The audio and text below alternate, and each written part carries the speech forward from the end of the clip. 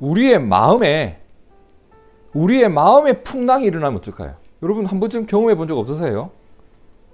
이렇게 우리의 마음이 요동치기 시작하면 어떻던가요? 내가 평소처럼 행동하는 것이 어려워져요.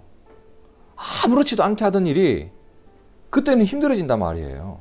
그러니 내가 하고 싶은 일을 또는 내가 해야 할 일을 제대로 할 수가 없어요.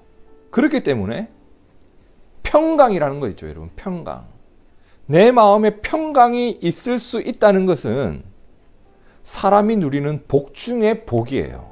오늘 말씀을 보니까 바울은 빌레몬과 그의 집에 있는 교회에게 이렇게 축복하죠. 뭐라고? 하나님 우리 아버지와 주 예수 그리스도로부터 무엇이 은혜와 평강이 너희에게 있을지어다. 여러분 여기서 우리가 두 가지 의문점이 생겨요.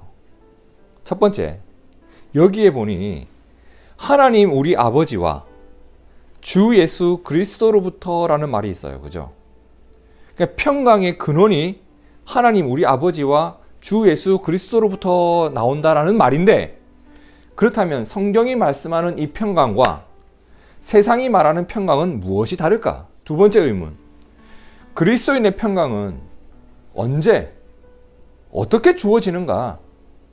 그냥 기독교라는 종교를 가지게 되면 그때부터 확 그냥 들어오는 것인가?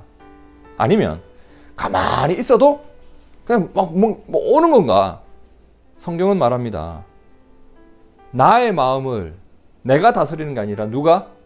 하나님께서 다스려 주실 때 하나님의 말씀이 나를 바로 잡아 주시는 거예요. 하나님이 나의 하나님이 되실 때 평강이 주어지니라. 이게 바로 성경이 말씀하시는 평강의 내용이에요. 여러분 그렇기 때문에 평강의 최대의 적은 뭐다? 가난인가요? 불안인가요? 자존심인가요? 나를 평강으로부터 멀어지게 하는 최대의 적은 하나님을 외면하는 죄입니다. 그러나 악인은 평온함을 얻지 못하고 그 물이 진흙과 더러운 것을 늘 솟구쳐내는 요동하는 바다와 같으니라. 내 하나님의 말씀에 악인에게는 평강이 없다 하셨느니라. 아멘.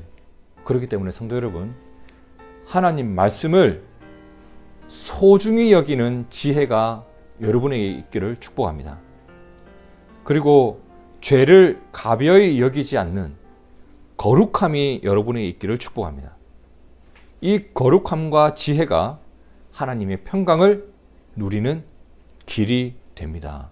아무것도 염려하지 말고 오직 모든 일에 기도와 간구로 너희 구할 것을 감사함으로 하나님께 아뢰라. 그리하면 모든 지각에 뛰어난 하나님의 무엇이? 평강이 그리스도 예수 안에서 너희 마음과 생각을 지키시리라. 여러분 기도해야 한다는 것을 아는 거하고 기도를 하는 거하고는 완전히 다릅니다. 평강은 기도하는 자에게 주시는 하나님의 선물입니다. 평안을 너희에게 끼치노니 곧 나의 평안을 너희에게 주노라. 예수님 분명 평안을 주신다고 했는데 곧 펼쳐질 상황이 어떻다고요? 절대 평안한 상황이 아니에요. 그리고 이후에 예수님 부활하신 후에 제자들이 교회를 세우고 사역을 합니다. 그때는 평안한 상황이 펼쳐졌나요? 유대인들이 늘 죽이려고 하고 교회 안에서는 분쟁도 있고 이 사역 현장도 결코 만만한 게 아니었거든요. 근데 예수님이 말씀하시는 평안, 예수님이 주시는 평안은요, 항상 좋은 상황이 담보가 되어 있는 평안이 아니에요.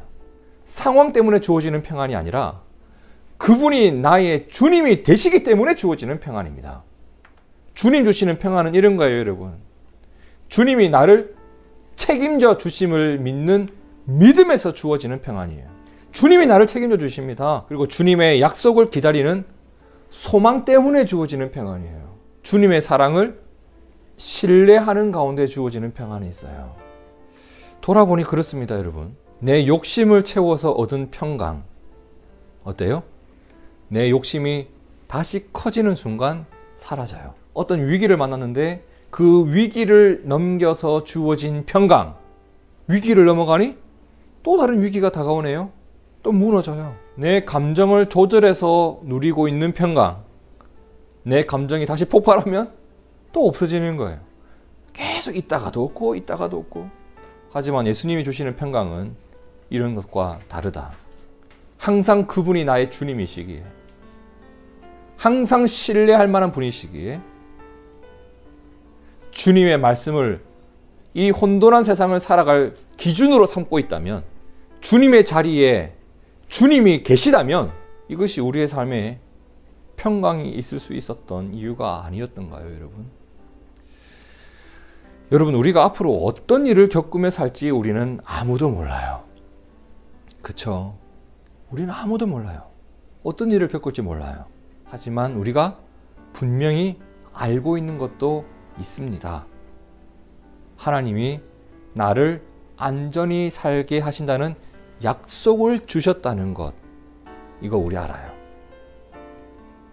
그리고 예수님을 믿는 자를 평안토록 지켜주신다는 것, 이것도 우리는 알아요. 성도 여러분, 하나님과 예수님의 은혜와 평강이 우리에게 있기를 축복합니다. 이것은 세상이 주는 것과 같지 않습니다.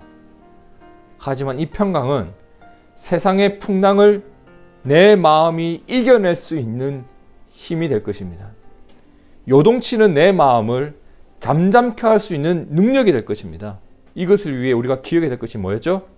첫째, 주님의 말씀으로 나를 돌아볼 수 있어야 한다. 주님의 말씀으로 내 안에 있는 혼돈과 공허와 흑암을 치울 수 있어야 한다. 죄로부터 멀어져야 한다. 죄를 가까이 하지 않는 것이 거룩입니다. 그리고 아버지 되신 하나님께 감사함으로 기도와 간구할 줄 알고, 우리의 주님 되신 예수님을 내 눈에 보이는 상황보다 더 신뢰할 줄 알고, 그때 무엇이 있다? 우리에겐 하늘의 평강이 있다. 이사야 26장 3절과 4절 함께 읽습니다. 시작. 주께서 심지가 견고한 자를 평강하고 평강하도록 지키시리니 이는 그가 주를 신뢰함이니이다. 너희는 여호와를 영원히 신뢰하라. 주 여호와는 영원한 반석이심이로다. 아멘. 하나님이 우리의 아버지이십니다. 예수님이 우리의 주님이십니다. 둥지교회와 여러분들의 삶을 평강으로 이끄시는 우리 아버지, 우리 주님의 은혜를 믿고 의지합니다.